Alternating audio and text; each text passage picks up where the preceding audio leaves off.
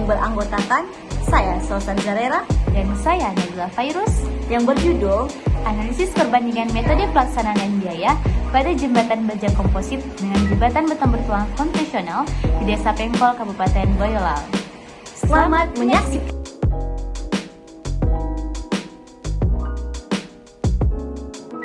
Jembatan menjadi prasarana transportasi yang erat hubungannya bagi pergerakan lalu lintas. Istilah umum yang digunakan untuk konstruksi yang dibuat atau dibangun sebagai jalur transportasi ataupun penghubung yang melintasi sungai, rawa, danau, jurang maupun rintangan lainnya adalah jembatan. Sebagai prasarana penghubung dalam kehidupan bermasyarakat, berbangsa dan bernegara, jembatan yaitu mampu meningkatkan pertahanan dan keamanan negara ketika timbul masalah-masalah yang tidak diinginkan yang mampu mengganggu stabilitas daerah maupun nasional. Berdasarkan bentuk konstruksinya, jembatan dapat dibedakan menjadi beberapa macam. Yang pertama, ada jembatan kayu, yang kedua jembatan beton, yang ketiga jembatan beton prategang, yang keempat jembatan baja, dan yang kelima ada jembatan komposit. Berdasarkan penjelasan sebelumnya, maka diambil suatu rumusan masalah, yaitu pertama, bagaimana perbandingan metode pelaksanaan konstruksi jembatan komposit dengan jembatan beton konvensional di Desa Pengkol, Kecamatan Karanggade, Kabupaten Boyolali. Yang kedua, hitunglah perbandingan biaya dan efisiensi pelaksanaan pada metode pelaksanaan jembatan beton konvensional dan jembatan komposit.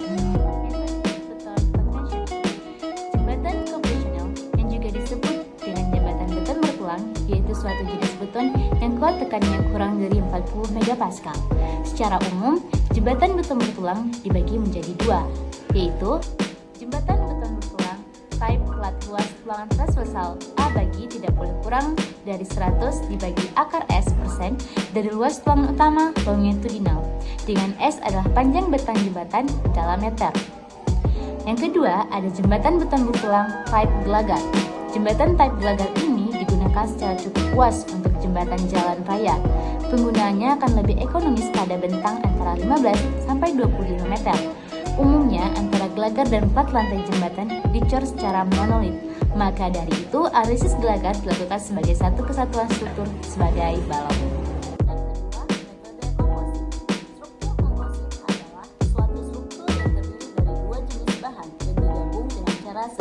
Sedemikian rupa sehingga dapat bekerja menjadi suatu kesatuan dalam memikul beban. Dengan berpadunya antara material beton dan baja tulangan akan membentuk material komposit yang ekonomis serta efisien lewat hasil kerjasama yang tercipta melalui kekuatan beton yang kuat terhadap tekan serta baja yang kuat terhadap tarik. Jembatan komposit merupakan perpaduan antara dua bahan, yaitu baja dan beton. Keuntungan dari sistem komposit antara lain, yang pertama, penghematan berat baja sampai 30%.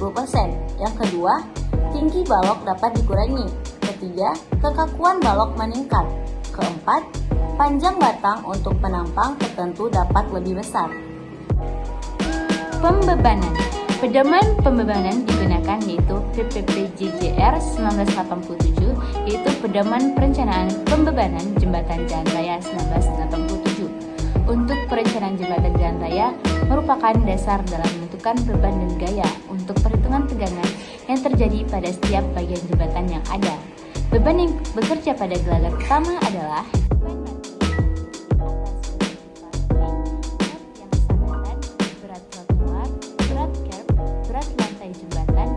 berat lapisan perkerasan aspal, berat genangan air hujan, dan terakhir berat sendiri gelagar utama. Dan beban hidup terdiri juga atas beban merata, beban garis, dan beban ring. Berikut adalah tabel kombinasi pembebanan. Perhitungan tegangan. Pada jembatan komposit baja beton, perbedaan metode pelaksanaan mempengaruhi perhitungan tegangan dalam pelaksanaan. Bisa dilihat tabel di bawah ini. Yang tabel pertama, perhitungan tegangan pada metode pelaksanaan tanpa penunjang. Tabel kedua, perhitungan tegangan pada metode pelaksanaan dengan penunjang. Metode pelaksanaan jembatan baja komposit. 1. Pekerjaan gelagar jembatan. Pelaksanaan pekerjaan pemasangan gelagar terdiri dari A. Pekerjaan persiapan. Pada item pekerjaan ini adalah menyiapkan elemen gelagar baja pada lapangan. B. Pekerjaan pemasangan perancah. Perancah dibuat di atas fondasi yang kokoh, kuat, dan juga terhindar dari bahaya penurunan. Sedangkan untuk konstruksinya sendiri harus kokoh dan kuat terhadap pembebanan yang akan dibebankan. C. Pekerjaan penyambungan profil baja. Penyambungan profil baja dapat dilakukan bagi jembatan gelagar komposit yang profil bajanya dibutuhkan penyambungan. Pekerjaan pemasangan atau penyetelan terletakan.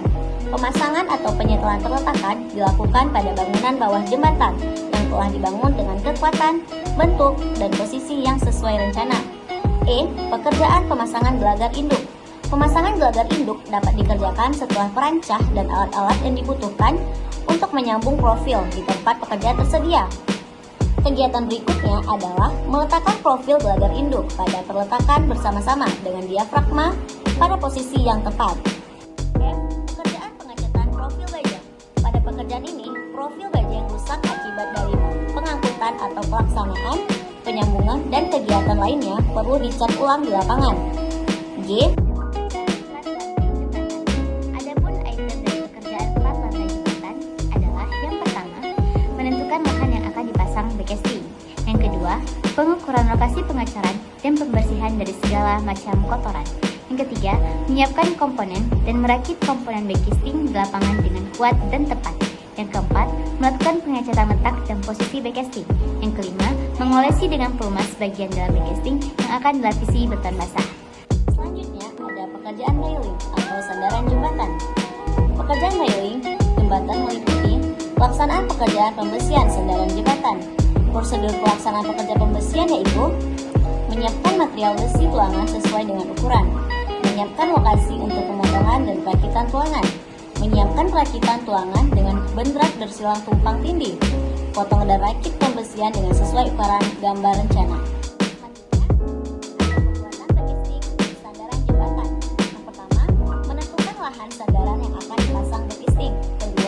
Pengukuran lokasi pengecoran sandaran dan pembersihan dari segala macam kotoran. Ketiga, menyiapkan komponen dan merakit komponen backcasting di lapangan dengan kuat dan tepat. Keempat, melakukan pengecekan letak dan posisi backcasting. 5.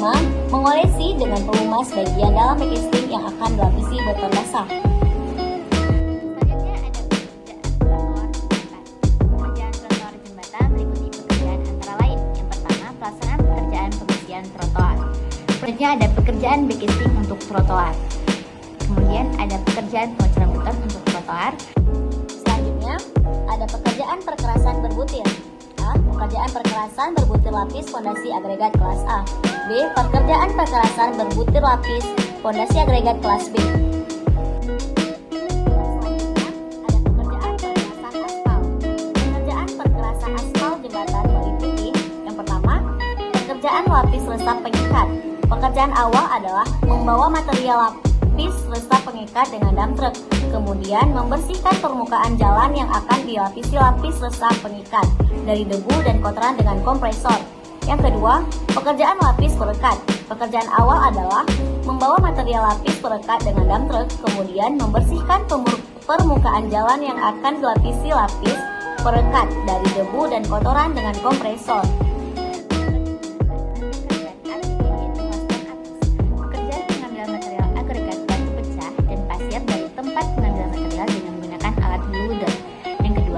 Mencampur aspal dengan menggunakan AMP.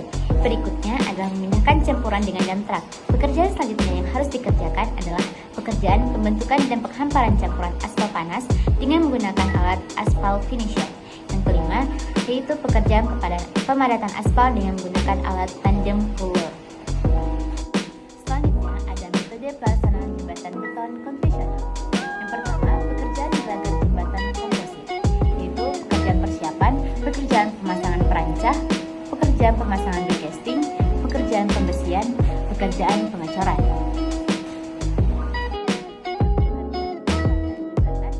Pekerjaan railing atau sandaran jembatan, pekerjaan trotoar jembatan, pekerjaan perkerasan berbutir, dan pekerjaan perkerasan aspal sama saja dengan pekerjaan untuk jembatan beton komposit.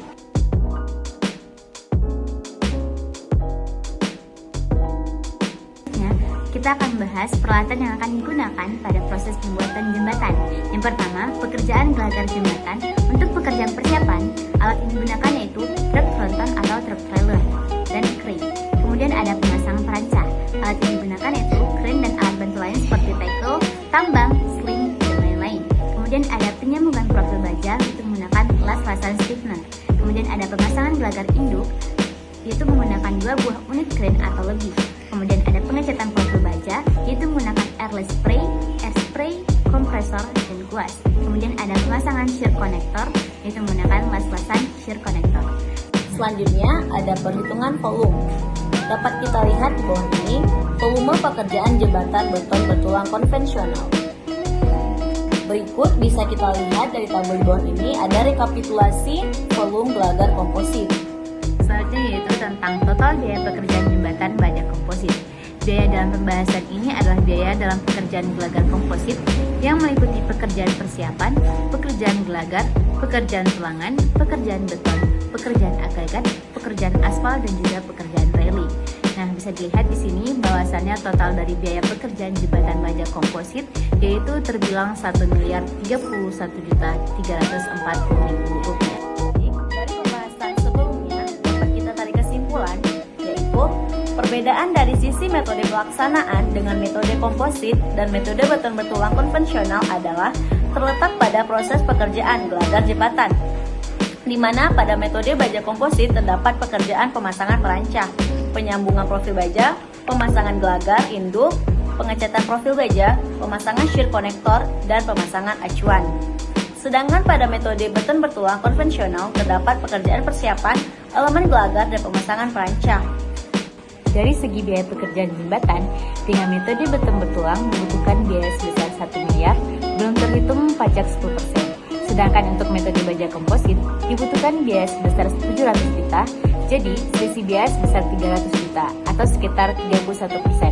Sehingga dapat ditarik kesimpulan, pekerjaan jembatan dengan metode beton bertulang konvensional lebih mahal dibandingkan dengan jembatan baja komposit.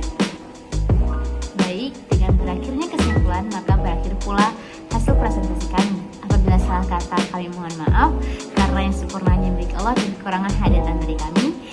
Wabillahi taufiq wal hidayah. Assalamualaikum warahmatullahi wabarakatuh.